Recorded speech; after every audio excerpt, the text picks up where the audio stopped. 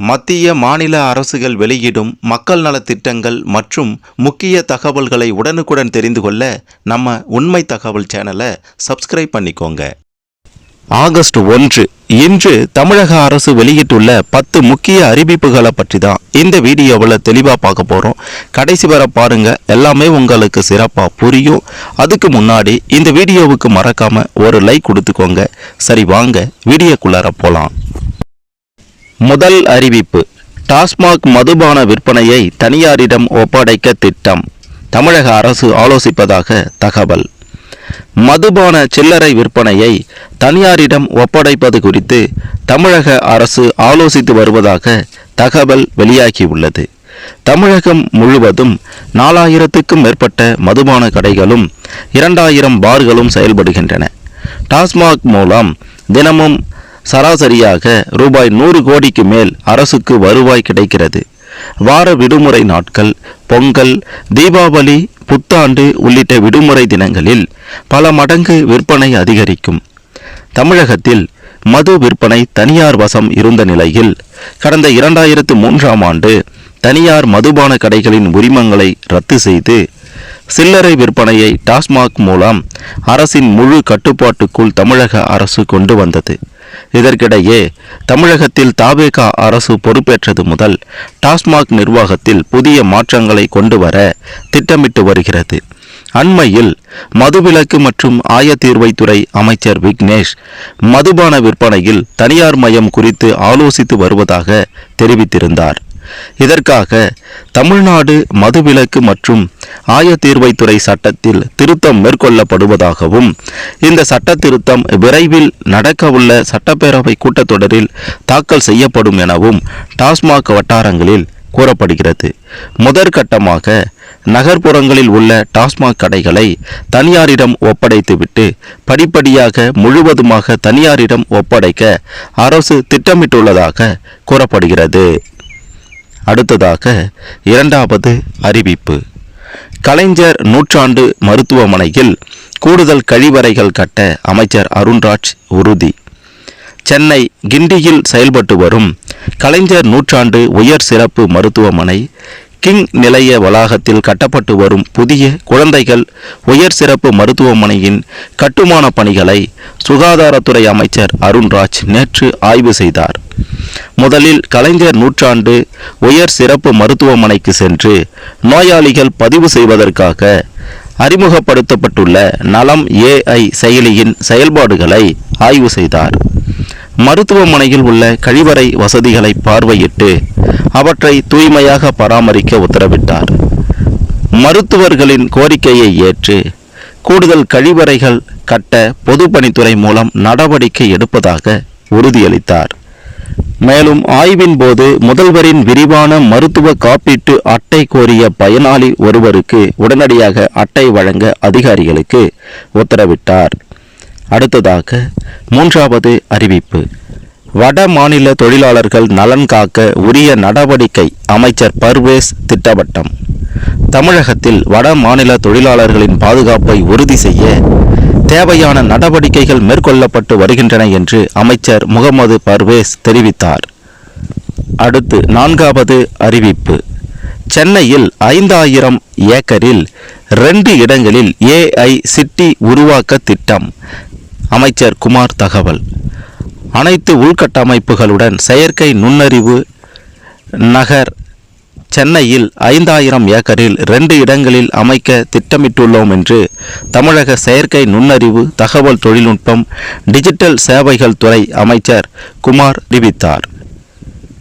அடுத்ததாக ஐந்தாவது அறிவிப்பு: அறநிலையத்துறை டெண்டர்கள் அனைத்தும் இனி ஆன்லைனில் மட்டுமே நடைபெறும். அமைச்சர் ரமேஷ் தகவல். அறநிலையத்துறையின் அனைத்து டெண்டர்களும் இனி ஆன்லைனில் மட்டுமே நடைபெறும். GST பான் இல்லாதவர்கள் டெண்டர்களில் பங்கேற்க முடியாது என அமைச்சர் ரமேஷ் தெரிவித்தார்.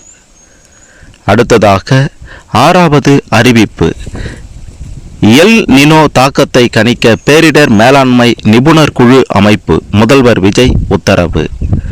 வானிலை ஆய்வுகளின்படி இந்த ஆண்டு தீவிர எல் நினோ நிகழ்வு உருவாகும் வாய்ப்பு அதிகமாக உள்ளதால் அதன் பாதிப்புகளை முன்கூட்டியே மதிப்பீடு செய்து உரிய முன்னெச்சரிக்கை நடவடிக்கைகளை மேற்கொள்ள பேரிடர் மேலாண்மை நிபுணர் குழுவை அமைத்து முதல்வர் விஜய் உத்தரவிட்டுள்ளார்.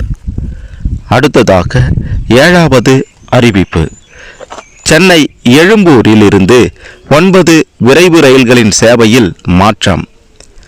எழும்பூர் ரயில் நிலையத்தில் நடந்து வரும் மறுசீரமைப்பு பணி காரணமாக உழவன் விரைவு ரயில் உள்ளிட்ட 9 ரயில்களின் சேவையில் மாற்றம் செய்யப்பட்டுள்ளன. இதுகுறித்து தெற்கு ரயில்வே வெளியிட்ட செய்திக்குறிப்பு. எழும்பூர் ரயில் நிலையத்தில் நடந்து வரும் மறுசீரமைப்பு பணிகள் நடந்து வருவதால் சில விரைவு ரயில்களின் சேவையில் ஆகஸ்ட் 5ஆம் தேதி முதல் ஆகஸ்ட் 20ஆம் தேதி வரை மாற்றம் செய்யப்பட்டுள்ளன. அதன் விவரம்: தஞ்சாவூர் எழும்பூர், கர்நாடக மாநிலம் மங்களூர் எழும்பூர், கொல்லம் எழும்பூர், சேலம் எழும்பூர் ஆகிய விரைவு ரயில்கள் தாம்பரம் ரயில் நிலையம் வரையிலும், திருச்சி எழும்பூர் ராக்போர்ட் ரயில் மாம்பலம் ரயில் நிலையம் வரையிலும் ஆகஸ்ட் 5ஆம் தேதி முதல் ஆகஸ்ட் 19ஆம் தேதி வரை இயக்கப்படும்.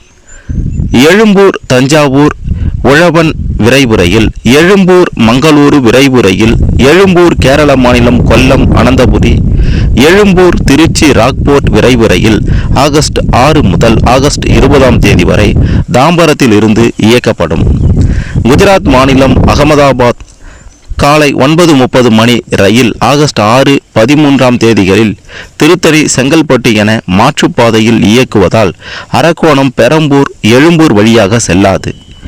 திருச்சி அகமதாபாத் காலை 5:45 மணி ரயில் ஆகஸ்ட் 9, 16ஆம் தேதிகளில் செங்கல்பட்டு காஞ்சிபுரம் திருத்தணி வழியாக செல்வதால் எழும்பூர் பெரம்பூர் வழியாக செல்லாது. இவ்வாறு அதில் தெரிவிக்கப்பட்டுள்ளது. அடுத்ததாக 8வது அறிவிப்பு. ரூபாய் 100 கோடியில் வள்ளலார் சர்வதேச மையம் அமைக்கும் திட்டத்தை கைவிட்டது அரசு. வடலூர் வள்ளலார் சத்தியஞான சபை பெருவெளியில் ரூபாய் 100 கோடி செலவில் சர்வதேச மையம் அமைக்க கடந்த திமுக ஆட்சியில் தொடங்கப்பட்ட திட்டம் கைவிடப்பட்டுள்ளதாக உயர்நீதிமன்றத்தில் அறநிலையத்துறை தெரிவித்துள்ளது. அடுத்ததாக 9வது அறிவிப்பு. 3 அமைச்சர்கள் உயர் அதிகாரிகள் என 13 பேர் கொண்ட குழு அமைப்பு ஆகஸ்ட் 3இல் விஜய் கர்நாடகா செல்வது உறுதி. மேகதாது பிரச்சனை தொடர்பாக பேச்சு நடத்த முதல்வர் விஜய் ஆகஸ்ட் 3இல் கர்நாடகா செல்வது உறுதியாகியுள்ளது. காவிரி நதிநீர் பங்கீட்டு பிரச்சனை தமிழ்நாடு கர்நாடகா இடையே 100 ஆண்டுகளுக்கு மேலாக தொடர்ந்தாலும் மேகதாது அணை பிரச்சனை என்பது கடந்த 10 ஆண்டுகளாக இருந்து வருகிறது. இந்நிலையில் காவிரி படுகையில் 5வது அணையாக மேகதாதுவை கட்டி முடிக்க கர்நாடகா அரசு நடவடிக்கை மேற்கொண்டு வருகிறது. அதை தடுக்க வேண்டும் என்று தமிழக எதிர்க்கட்சிகள், விவசாய அமைப்புகள் தொடர்ந்து வலியுறுத்தி வருகின்றன. மேகதாதுவில் அணை கட்டினால் தமிழக டெல்டா பகுதிகள் பாலைவனமாகிவிடும், 20 மாவட்டங்களில் குடிநீர் பிரச்சனை ஏற்படும் என்று கடும் எதிர்ப்பு தெரிவித்து வருகிறார்கள். ஆனால் கர்நாடக அரசும் முதல்வர் டி.கே. சிவகுமாரும் மேகதாது பகுதியில் அணை கட்டுவதற்கான பல்வேறு முயற்சிகளை எடுத்து வருகிறார்கள். இதனால் கடந்த சில நாட்களாக 2 மாநிலத்தின் எல்லைப் பகுதியில் பதற்றமான சூழ்நிலை உள்ளது. இதற்கிடையே தமிழக முதல்வர் விஜய், கர்நாடக முதல்வர் டி.கே. சிவகுமார் ஆகியோர் ஆகஸ்ட் 3ஆம் தேதி பெங்களூருவில் சந்தித்து பேச இருப்பதாக தகவல்கள் வெளியானது. இதைத் தொடர்ந்து உச்சநீதிமன்ற தீர்ப்பு மற்றும் காவிரி நதிநீர் ஆணையத்தின் தீர்ப்பு தமிழகத்திற்கு சாதகமாக இருப்பதால் இந்த சந்திப்பில் பங்கேற்க கூடாது என்று தமிழக முதல்வர் விஜய்க்கு திமுக தலைவர் மு.க. ஸ்டாலின், அதிமுக பொதுச் செயலாளர் எடப்பாடி பழனிசாமி, பாமக தலைவர் அன்புமணி, நாதக ஒருங்கிணைப்பாளர் சீமான் உள்ளிட்ட பல அரசியல் கட்சி தலைவர்கள் மற்றும் விவசாய அமைப்புகள் எதிர்ப்பு தெரிவித்து வருகின்றன.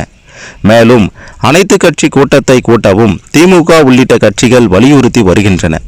பல்வேறு கட்சி தலைவர்களின் எதிர்ப்புகளுக்கு மத்தியில் விஜய் டி.கே. சிவகுமார் சந்திப்பு நடைபெறுமா என்ற கேள்வி எழுந்தது. இந்நிலையில் முதல்வர் விஜய் ஆகஸ்ட் 3இல் கர்நாடகா செல்வது உறுதியாகியுள்ளது. முதலமைச்சர் விஜயுடன் அமைச்சர்கள் என். ஆனந்த், ஆதவ் அர்ஜுனா, நிர்மல் குமாரும் கர்நாடகா செல்கின்றனர். முதலமைச்சரின் சிறப்பு ஆலோசகர்கள் ஜான் ஆரோக்கியசாமி, விஷ்ணு ரெட்டி, தலைமை செயலாளர் சாய்குமார், முதல்வரின் செயலாளர்கள் 2 பேர், அட்வொகேட் ஜெனரல் கர்நாடகா செல்கின்றனர். முதல்வர் விஜய், 3 அமைச்சர்கள், அதிகாரிகள், ஆலோசகர்கள் என மொத்தம் 13 பேர் குழு கர்நாடகா செல்கிறது. அடுத்து கடைசியாக 10வது அறிவிப்பு. ஜஸ்டின் மணிகண்டன் பத்திரப்பதிவை ஆய்வு செய்ய 6 பேர் கொண்ட சிறப்பு குழு அமைப்பு. ஜஸ்டின் மணிகண்டன் பணிக்காலத்தில் பதிவு செய்த அனைத்து ஆவணங்களை ஆய்வு செய்ய குழு அமைக்கப்பட்டுள்ளது. 6 பேர் கொண்ட சிறப்பு தணிக்கை குழுவை அமைத்து பத்திரப்பதிவுத்துறை உத்தரவிட்டுள்ளது. நெல்லை துணை பதிவுத்துறை தலைவர் சுவாமிநாதன், சிவகங்கை உதவி பதிவுத்துறை தலைவர் சீனிவாசன் குழுவில் இடம்பெற்றுள்ளனர்.